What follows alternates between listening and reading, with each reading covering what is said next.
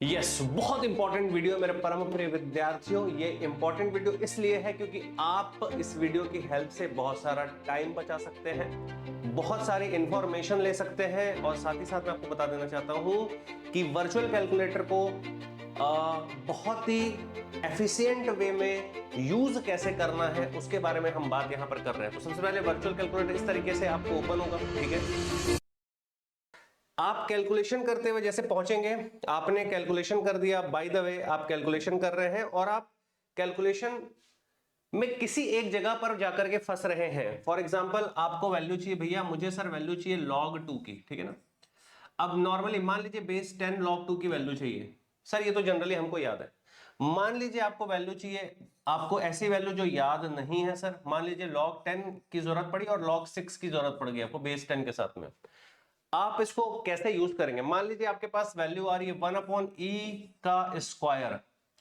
इसकी वैल्यू को आप कैसे यूज करने वाले हैं? ये वाली वैल्यू कैसे आप यूज करने वाले? मान लीजिए आपके पास वैल्यू आ रही है, आपने डिफरेंशियल इक्वेशन सॉल्व किया और cos √3 की वैल्यू आपके पास आ रही है, तो इन सारी वैल्यूज को आप कैसे सॉल्व करेंगे? साथ ही साथ में जब आप न्यूमेरिकल मेथड यहां पर सॉल्व करते हैं दोस्तों, तो न्यूमेरिकल मेथड में रिकरेंस रिलेशन आता है, लगातार कैलकुलेशंस होते हैं, उन सारे कैलकुलेशन को अपन कैसे न्यूमेरिकल मेथड्स में अपन सॉल्व करने वाले हैं। साथ ही साथ में जनरल एप्टीट्यूड और मैथमेटिक्स में जितने भी कैलकुलेशन हमारे पास आते हैं साइंटिफिक कैलकुलेटर से या वर्चुअल कैलकुलेटर से, उसको आप कैसे यूज करने वाले हैं, तो इसके बारे में मैं आपको गाइडेंस देने वाला हूं इस वीडियो में।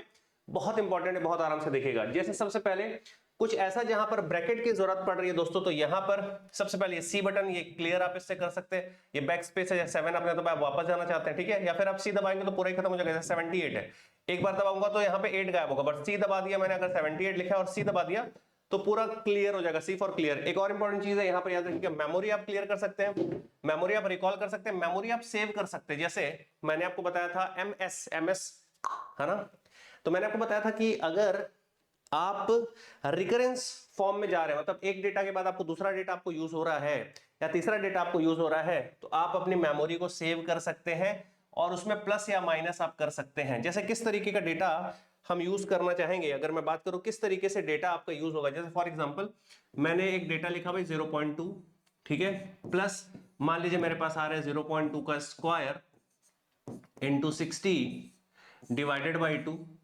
प्लस 0.3 का या 0.2 का again cube into for example 6 divided by 20। इस तरीके से हमारे पास आ रहा है। तो आप यहां पे क्या करेंगे, 0.2 आपके पास है अगर, तो आप अब देखिए ध्यान से देखिएगा किस तरीके से आप इसको यूज करेंगे। इस तरीके से डेटा अगर हमारे पास है 0.2 हमारे पास आ गया, आप इसको मेमोरी सेव कर दीजिए, ठीक है। इसके बाद जो आपके अदर कैलकुलेशन है, जैसे आपके पास कैलकुलेशन था भाई 0.2 इंटू, यानी मल्टीप्लाई करना है हम लोगों को, ठीक है, मल्टीप्लाई आप कर देंगे, मान लीजिए 60 और आपने डिवाइड कर दिया बाई 2 से, ये आपके पास आ गया 6 हमारे पास आ रहा है। हमारे पास जो सेव डेटा था, आपने जो पहले सेव करके रखा हुआ था वो था 0.2, आप इसमें ऐड कर सकते हैं, आप इसमें ऐड या आप इसमें सब्ट्रैक्ट कर सकते हैं। मेमोरी सेव से आप ये काम कर सकते हैं। मान लीजिए फिर आपके पास जो डेटा आ रहा है 0.2 इनटू आपने किया 30 डिवाइडेड बाई आपने कर दिया यहां पर मान लीजिए 6 और इक्वल टू हमारे पास आ रहा है मान लीजिए 1 आ गया, तो जो पुराना हमारे पास डेटा था उसको आप सॉल्व कर सकते हैं। जो मेमोरी में आपके पास सेव डेटा रखा हुआ है उसको आप यहाँ पे प्लस कर सकते हैं और माइनस कर सकते हैं। मेमोरी आप रिकॉल करना चाहेंगे तो पुराना जो था वो रिकॉल कर सकते हैं और साथ ही साथ में आप इसको मेमोरी जितनी भी मेमोरी है उसको आप क्लियर कर सकते हैं, ठीक है।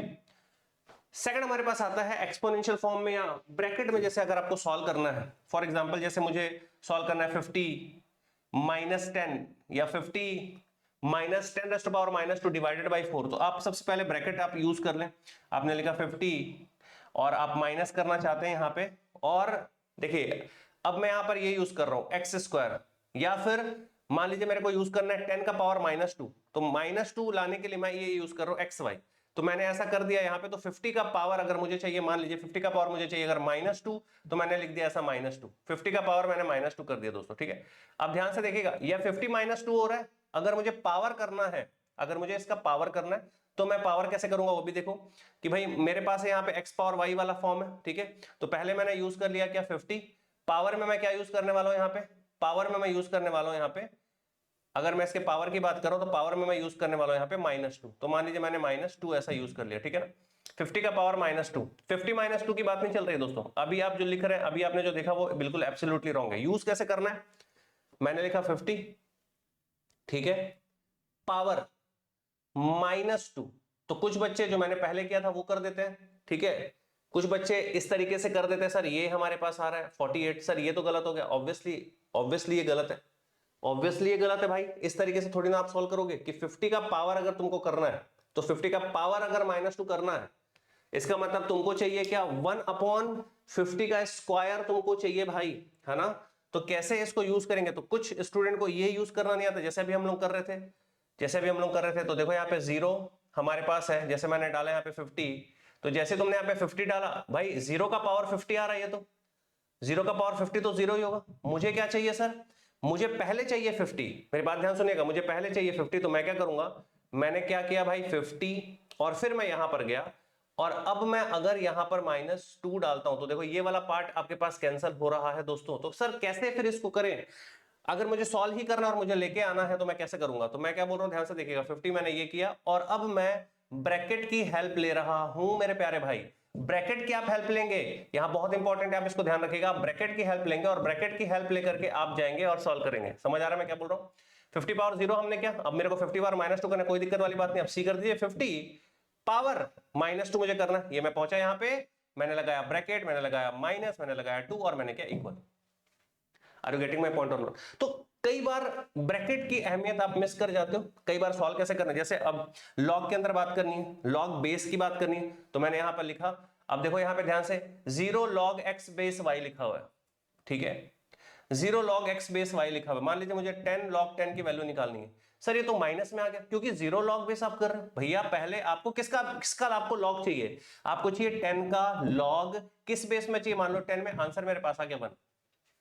आपको जिस वैल्यू को पहले लेके आना उस वैल्यू को पहले लिखिए। जैसे फॉर एग्जांपल कई लोग को अब लगेगा, जैसे फॉर एग्जांपल यहां पे मैं बात करता हूं, मान लीजिए मुझे चाहिए मान लो 2 का पावर -2 का पावर, फॉर एग्जांपल मुझे चाहिए 2 का पावर 6, जो कि मुझे पता है 64 आएगा, फिर भी तो 2 का पावर 6, तो 2 पहले ले आएंगे भाई, उसके बाद आप पावर ले आइए और उसके बाद आप यहाँ पे 6 कर दीजिए, तो आपके पास जो आंसर आएगा वो 64 आपके पास दिख रहा है।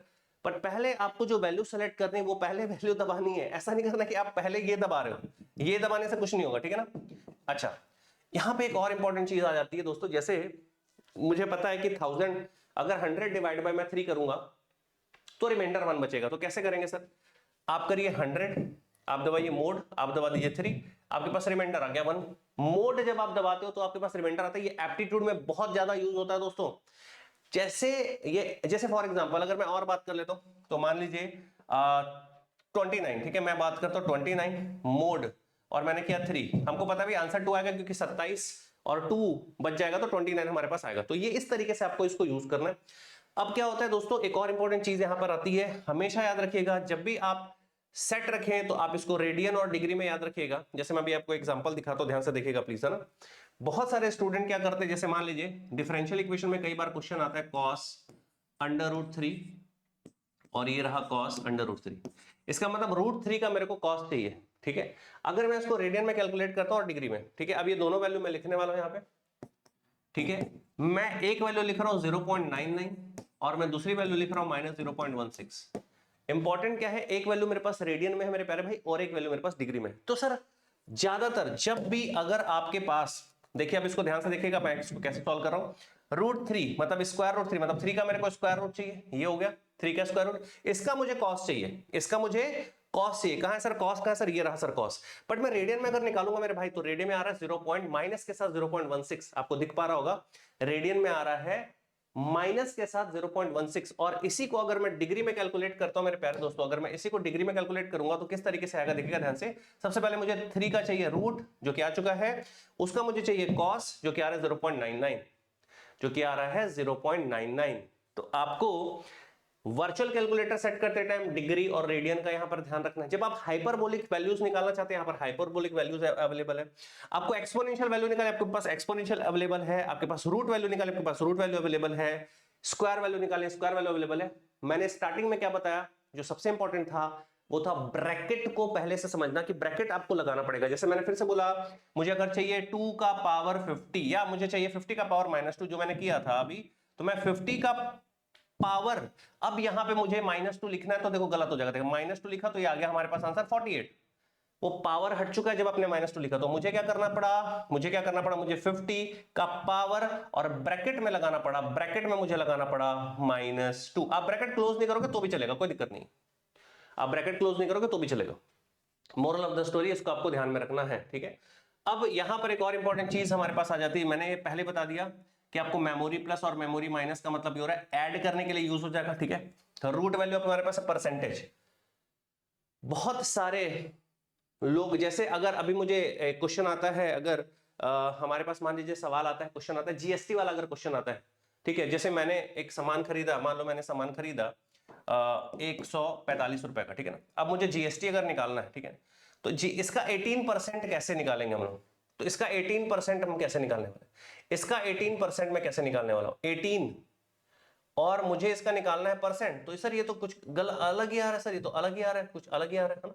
तो यहां पर हमको ध्यान में रखना पड़ेगा कि जो बेसिक कैलकुलेशन है वो आपको परसेंटेज का पता होना चाहिए। जैसे 145 है तो मैं अगर मल्टीप्लाई कर देता हूं इसमें 0 पॉइंट है ना परसेंट, तो यहां पर हमारे पास अगर मैं मल्टीप्लाई करके निकाल ले रहा हूं, ये हमारे पास आ रहा है। अगर मैं टोटल वैल्यू कैलकुलेट करना चाहता हूं तो टोटल वैल्यू मैं कैलकुलेट कर सकता हूं, मल्टीप्लाई मैंने कर दिया 1.18 से, और ये मेरे पास आ रहा है 171.5। तो कई बार जबरदस्ती परसेंट को यूज करने की कोशिश नहीं करेंगे, ध्यान रखिएगा, ठीक है। अब अगर मुझे इसको मेमोरी में सेव करना है, मैंने एमएस दबा दिया, ये एमएस जो मैंने दबाया है दोस्तों, अब ये मेमोरी में सेव हो चुका है। एक डेटा यहां से नीचे आके देखो एम लिखा हुआ, मतलब मेरे पास मेमोरी में कुछ है, अब मेरे पास मेमोरी में कुछ है। मान लीजिए कि अब एक और एग्जांपल लेते हैं कि मान लीजिए 225 मैंने लिखा, 252 मैंने लिखा, और मान लीजिए मैं इसका भी जीएसटी निकाल रहा हूं और मैंने मल्टीप्लाई कर दिया 1.18 से, और इक्वल टू मेरे पास आ गया ये, ठीक है।